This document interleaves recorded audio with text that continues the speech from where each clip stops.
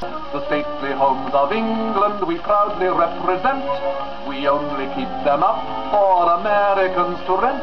It's wiser not to sleep there in case they tumble down. But still if they ever catch on fire, which with any luck they might, we'll fight for the stately homes of England.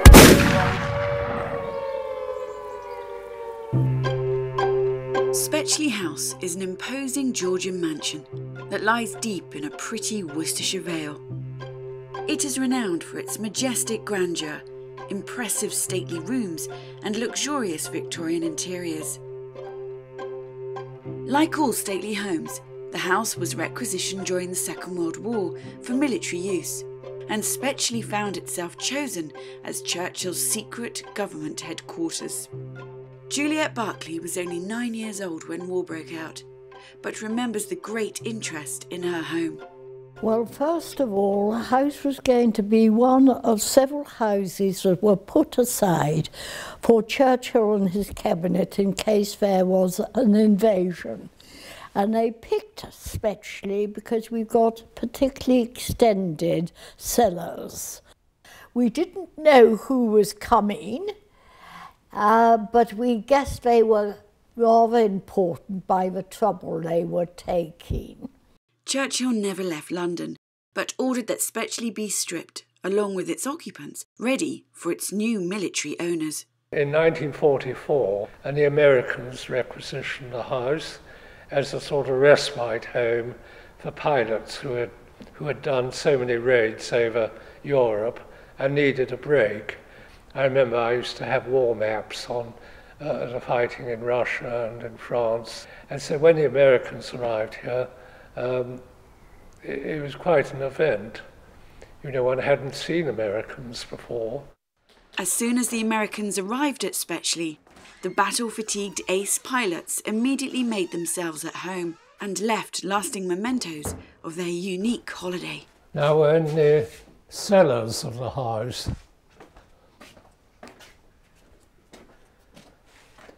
And the Americans had, some of them were craftsmen, you know, before the war, very good at joinery and carving and all those sort of things. And so they had their workshops down here where they amused themselves making figurines or whatever you will. And they left behind them, they used to write their names up on the walls. Pal, Dick, Bolton, Babs, Jim, and a whole lot over there. John, Barney, Don, Ron, Ken, Steve, Ram, Kansas, Slim, Sparky, Tony, Frank. Well, it brings back memories of those days, of course. Sadly, some of them may have been killed subsequently.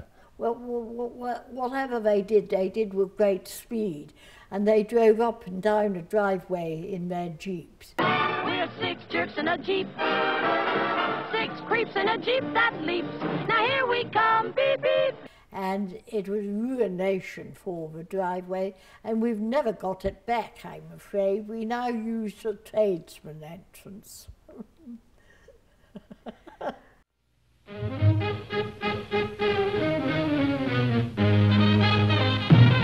Entertaining was high on the list of priorities to relax the American pilots, and when it came to socialising, rules were allowed to be broken.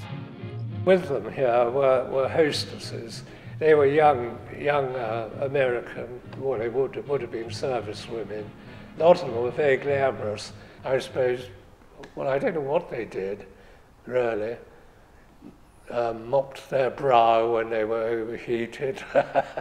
When the dizziness stopped, when the fog cleared, an army nurse was at your side.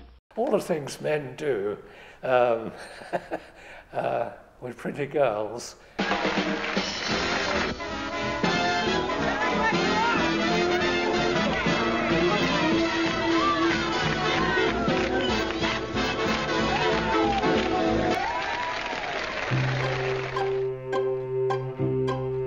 Even though the Berkeley family had to give up their home, they will always remember the pilots with great fondness and hope their holidays at Spetchley House gave them the respite they desperately needed.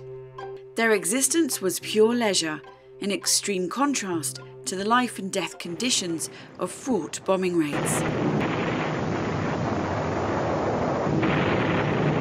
Well, one looked on them all as very brave, as heroes for what they did when they were flying. We knew they came here. We knew that they had a pill to put them out for a certain amount of time, and we hoped get back to normal. But there's no question that those young men did go to hell and back.